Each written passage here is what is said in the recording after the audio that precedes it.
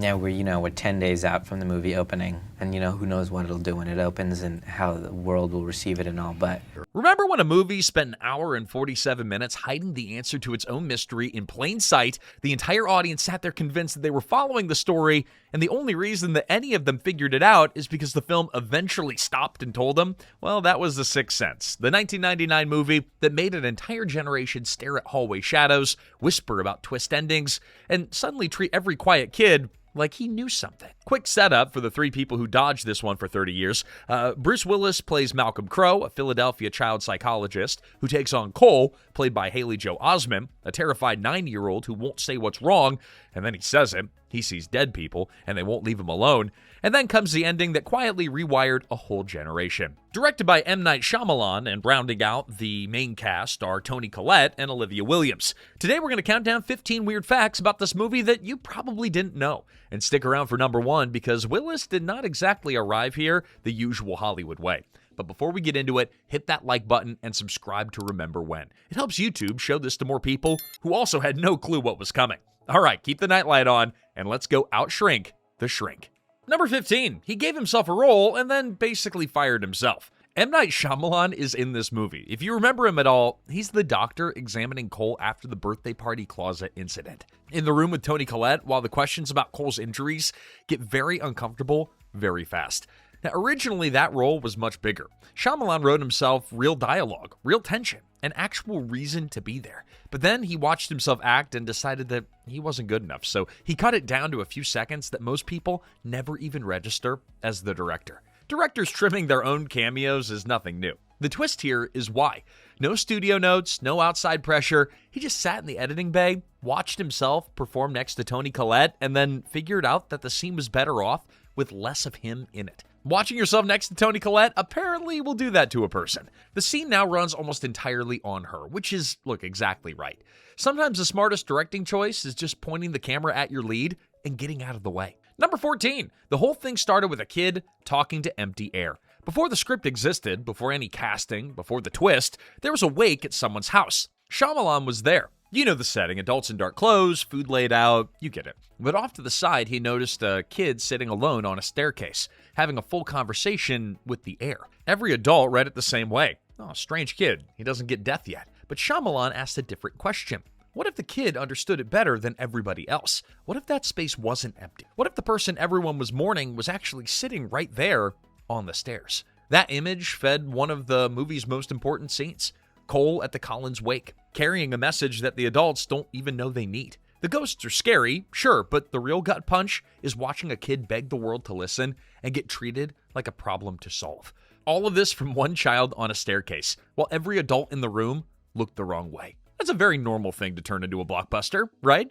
Number 13, they wanted real breath, so everyone got to freeze. Every time a ghost shows up angry, the temperature drops. And the movie tells you in the simplest way that it can. You can see everyone's breath.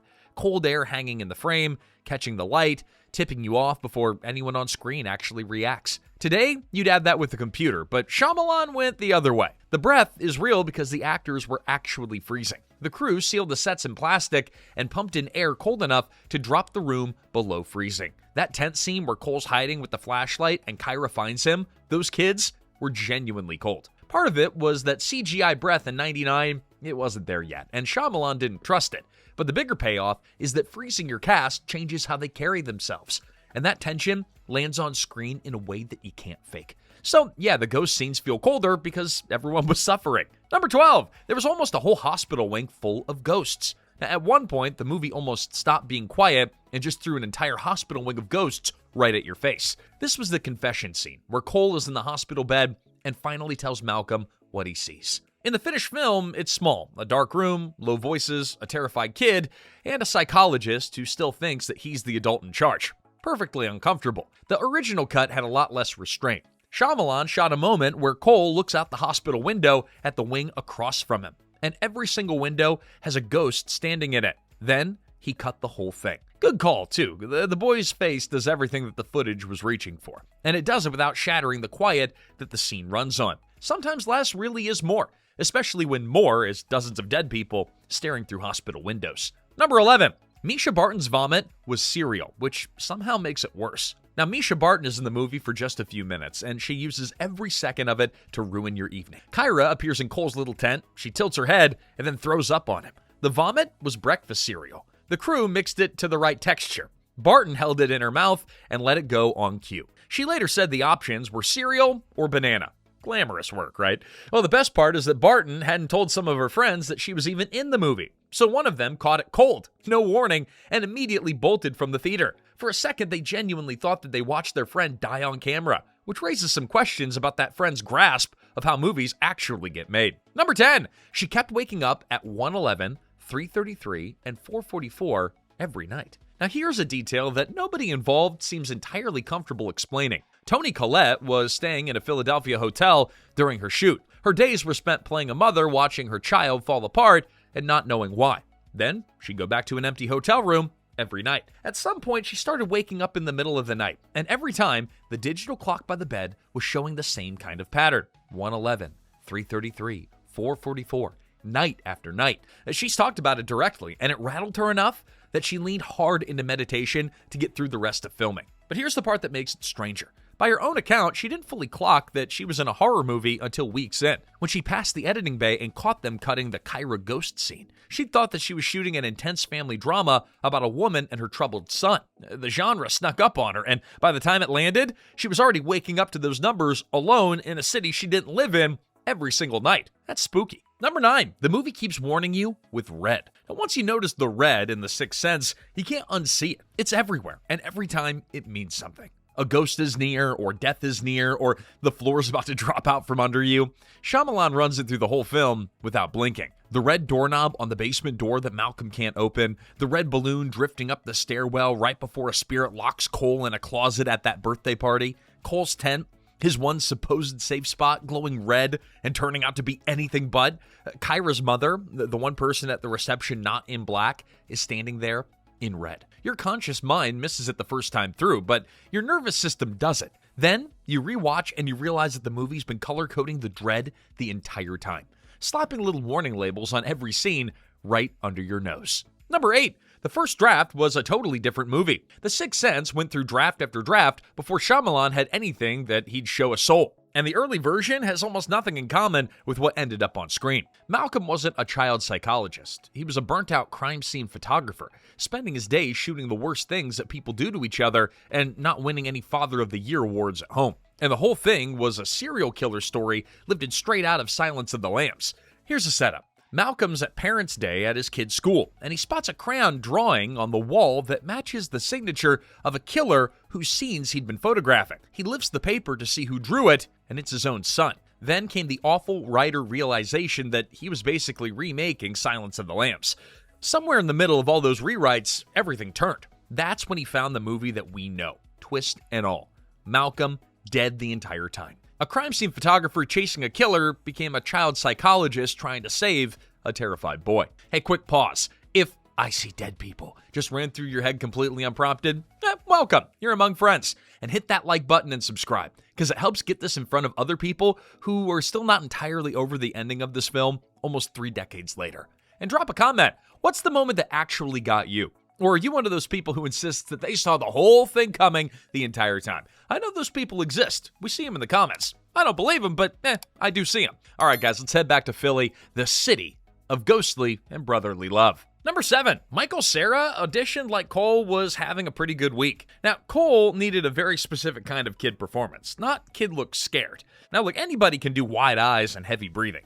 Cole needed to feel tired, like a little old man who'd already seen too much and still had math homework due. Now, Michael Cera had reportedly auditioned for the part. He was about 10 years old. Hello, my name is Michael Cera. I'm an actor, and I'm with ICM Talent. It was his first film audition, and he had no idea what the movie was actually about. So he read some of Cole's darkest, most broken scenes like a kid who was having a great week. He caught the finished film later and was apparently a little startled by what it turned out to be, which is the most Michael Cera thing in this entire story. Now, Haley Joel Osment did the opposite. He read the whole script twice before he walked in. He understood the grief, the loneliness, the not being heard, and he wore a tie to the audition. He was the only kid there who did. There's even a story that on set, when Osment couldn't get to tears, someone barked lines off camera to shock a real reaction out of him.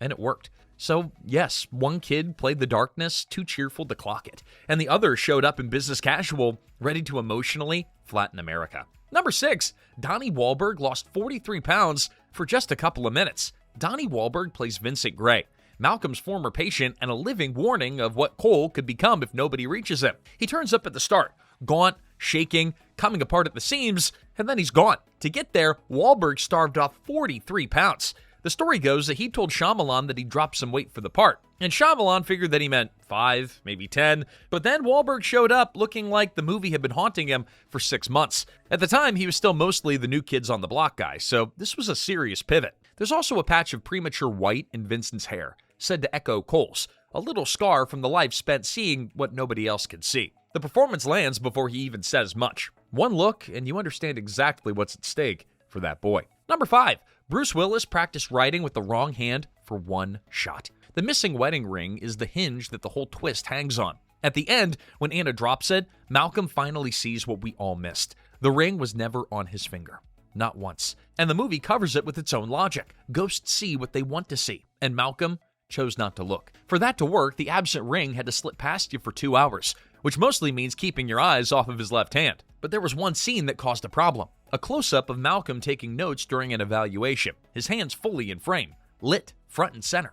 And Bruce Willis is left-handed, so right naturally and his bare left hand would own the shoot, which for a movie built on nobody clocking that ring, that's a non-starter. So the story goes that Shyamalan had Willis learn to write legibly with his right hand. Not mime it, but actually do it, because it was landing in up close under full lights. That's a ridiculous amount of effort for a detail that almost nobody ever noticed, which is exactly why it worked. Left hand out of frame, shot intact, ring invisible. Number 4, Disney bought the script, lost faith, and then watched the money go elsewhere. David Vogel was a top production executive at Disney when this script crossed his desk. His marching orders were family movies for younger audiences, but instead, he read a ghost story about a dead therapist helping a terrified kid and bought it anyway, reportedly for around $3 million, and he made sure that Shyamalan would direct.